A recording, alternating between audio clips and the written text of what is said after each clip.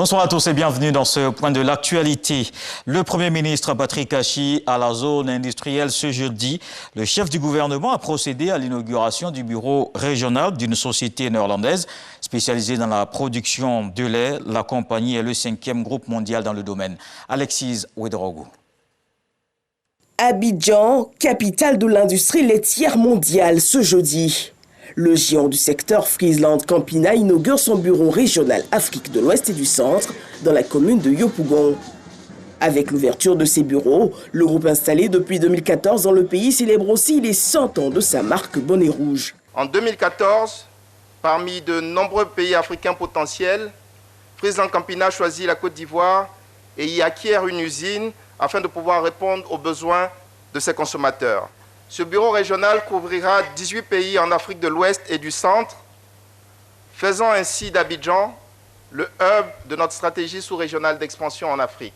Le groupe qui salue les efforts permanents du gouvernement pour soutenir le secteur privé entend aussi partager son expérience de géant du secteur. Pour l'ambassadrice des Pays-Bas, le modèle de la compagnie est un success story modèle pour les économies. Il est important de rappeler que Friesland Campina a 150 ans.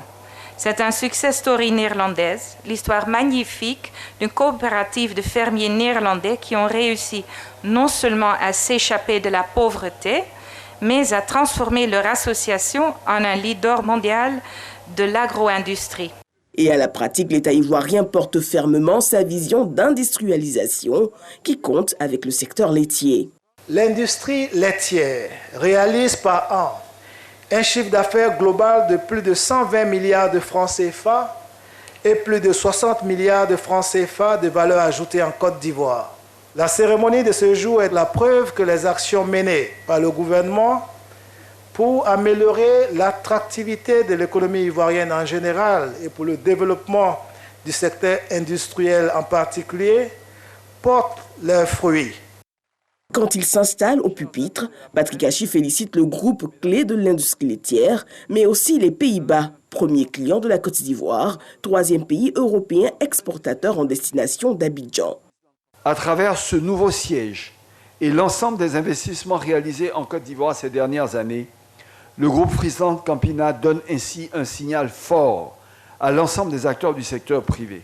Oui, 1000 fois oui, il est non seulement possible, mais stratégique, d'implanter des activités industrielles majeures en Côte d'Ivoire pour développer ensuite des activités dans l'ensemble de l'Afrique de l'Ouest.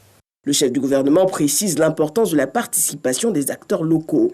J'invite également Friesland Campina à faire bénéficier notre pays du transfert de compétences et de technologies en vue de créer en Côte d'Ivoire une filière laitière totalement intégrée, avec en amont le soutien et l'accompagnement des nationaux à la création ou au développement de PME et de fermes laitières capables d'approvisionner ces unités industrielles en vue de renforcer la création de valeur ajoutée et d'emplois dans ce secteur.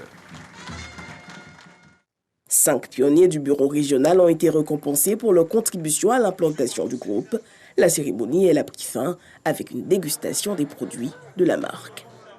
Et l'actualité, c'est aussi la lutte contre la Covid-19. L'Union européenne accompagne la Côte d'Ivoire. Le pays bénéficie de 2,7 millions de doses de vaccins dans l'initiative COVAX. Ce jeudi, la Team Europe, constituée de l'UE, la Banque européenne d'investissement, était sur le terrain. Elle exhorte les populations à se faire vacciner. Un message entendu par les habitants du quartier Zoo à Williamsville qui s'étaient mobilisés pour recevoir les doses de vaccins. Ouverture hier du Salon international de la géomatique. La 5e édition a démarré par des panels. Ce jeudi, le ministre de l'Enseignement supérieur et de la Recherche scientifique Adama Diawara a procédé à l'ouverture officielle de la rencontre. L'événement va durer 3 jours, marqué par plusieurs conférences sur la géo-information. Dans le reste de l'actualité, le président français Emmanuel Macron et son homologue américain Joe Biden se sont expliqués après la crise provoquée par la rupture du contrat sur les sous-marins australiens. Pour apaiser les tensions, les États-Unis indiquent dans un communiqué conjoint avec l'Élysée qu'ils s'engagent à renforcer leur appui aux opérations antiterroristes conduites par les Européens dans la zone du Sahel. Une nouvelle étape pour cette collaboration qui dure depuis plus de 8 ans. En plus du transport avec US Air Force, les États-Unis déploient au Sahel de petits bimoteurs très efficaces dans les zones d'intérêt. Ils captent sur leur passage toutes les communications radio. On termine en France où le parti de droite réunissait ce mercredi son bureau politique. Au menu, le mode de départage des candidats et deuxièmement, les résultats de l'enquête d'opinion. Pour tester ces candidats pour 2022, les résultats donnent Xavier Bertrand dans sa position de leader, mais Valérie Pécresse n'est pas loin et Michel Barnier confirme sa position de troisième homme.